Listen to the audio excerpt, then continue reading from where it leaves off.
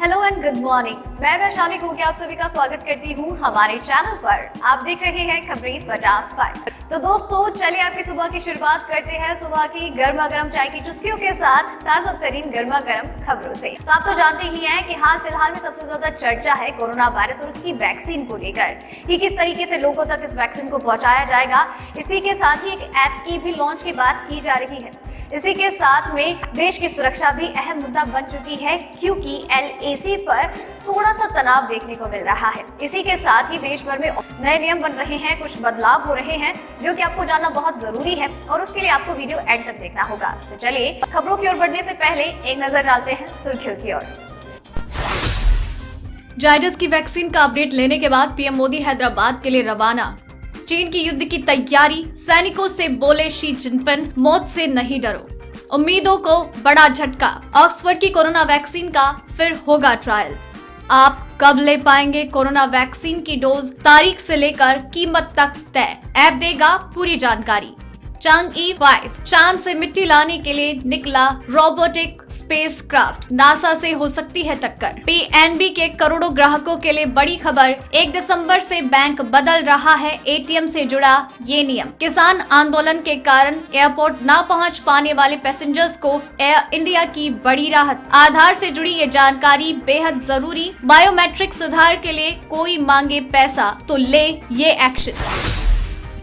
जी हाँ दोस्तों, ऐसी और भी कई खबरें और अपडेट्स निकलकर सामने आ रही है जिनके बारे में सबसे सही और सटीक जानकारी हम आप तक सबसे पहले पहुंचाते हैं और उसके लिए आप चैनल के साथ बने रहिए, चैनल को सब्सक्राइब कर लीजिए।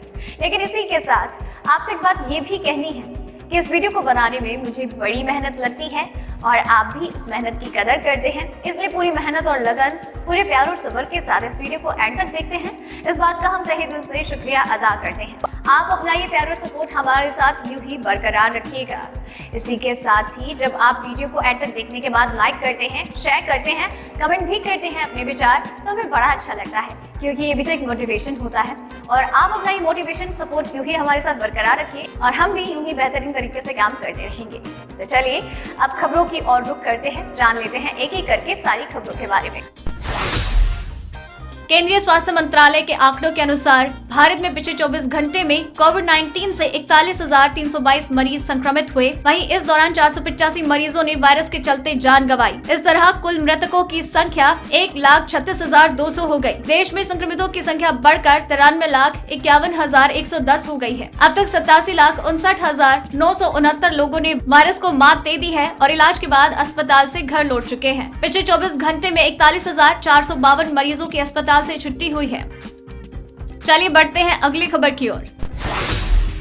देश में तेजी से बढ़ते कोरोना वायरस के संक्रमण के बीच हर कोई कोरोना वैक्सीन का बेसब्री से इंतजार कर रहा है। प्रधानमंत्री मोदी कोरोना वैक्सीन पर लगातार नजर बनाए हुए हैं। इसी कड़ी में कल मोदी अहमदाबाद पहुंचे। पीएम ने यहां कोविड वैक्सीन सेंटर का जायजा लिया। अहमदाबाद के बाद पीएम पुणे और हैदराबाद में वैक्सीन सेंटर का भी दौरा किया। बता दें कि पीएम मोदी अहमदाबाद स्थित कंपनी जायडस कैडिला पार्क पहुंचे और कोरोना वैक्सीन पर काम कर रहे वैज्ञानिकों से मुलाकात की। बढ़ते हैं अब अगली खबर की ओर।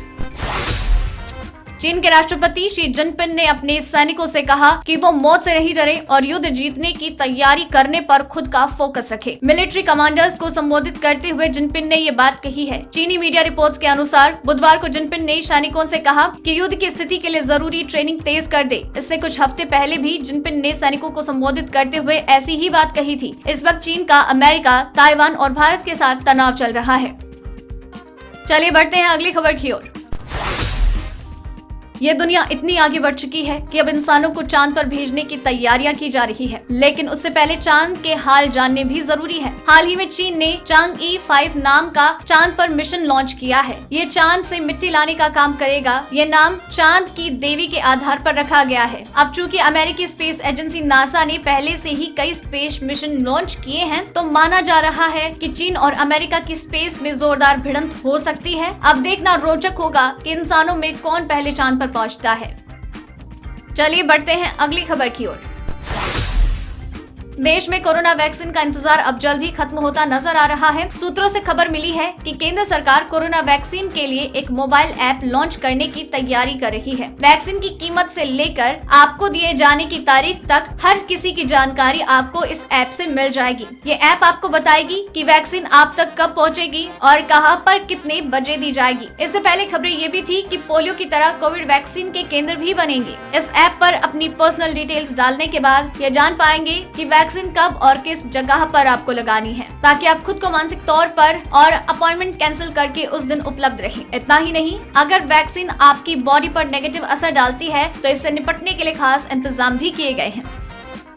चलिए बढ़ते हैं अगली खबर की ओर। एस्ट्राजेनेका कंपनी ऑक्सफोर्ड यूनिवर्सिटी की कोरोना वैक्सीन का फिर से ट्रायल करने जा रही है। कंपनी ने हाल ही में एक ट्रायल का शुरुआती डेटा जारी किया था, लेकिन इस डेटा को लेकर कई सवाल उठे हुए हैं। कुछ रिपोर्ट्स के अनुसार एस्ट्राजेनेका कंपनी ने ट्रायल के दौरान हुई गलती को स्वीकार कर लिया। अब कंपनी की ओर से नया वैश्विक ट्रायल करने का संकेत मिला है। कुछ रिपोर्ट्स के अनुसार ऑक्सफोर्ड की वैक्सीन पर उठ रहे सवालों को खत्म करने के लिए एस्ट्राजेनेका नया ट्रायल करना चाहती है। एस्ट्राजेनेका के CEO पास्कल सोरियत ने कहा, कंपनी चाहती है कि नए ट्रायल में वैक्सीन की 90% प्रभावी होने के डेटा को फिर से जांचा जाए। दोस्तों, खबरों का सिलसिला खत्म नहीं हुआ है। वीडियो में खबरें अभी और भी बाकी है जो काफी महत्वपूर्ण है। तो चलिए उन खबरों की और एक नजर डालते हैं। साथ ही में अगर आप चाहते हैं कि आप तक खबरें लगातार पहुंचती रहे तो अभी चैनल को सब्सक्राइब कर लीजिए, बेल आइकन को दबा दीजिए ताकि आप तक खबरों का नोटिफिकेशन लगातार पहुंचता रहे। आज 24 कैरेट शुद्धता वाले सोने का भाव 10 रुपए कम होकर 48,660 रुपए पर पहुंच गया। दूसरी ओर 22 कैरेट शुद्धता वाले सोने का भाव 47,660 रुपए से कम होकर 47,650 रुपए प्रति 10 ग्राम पर आ गया। दिल्ली और मुंबई में 24 कैरेट गोल्ड का भाव क्रमशः 51,820 और 48,650 रुपए प्रति 10 ग्राम है। चांदी के भाव की बात की जाए तो शनिवार को ये 400 रुपए प्रति किलोग्राम सस्ता होकर 59,200 रुपए, जबकि शुक्रवार को वैश्विक बाजार में ये भाव $23 प्रति औंस पर रहा। चलिए बढ़ते हैं अगली खबर की ओर।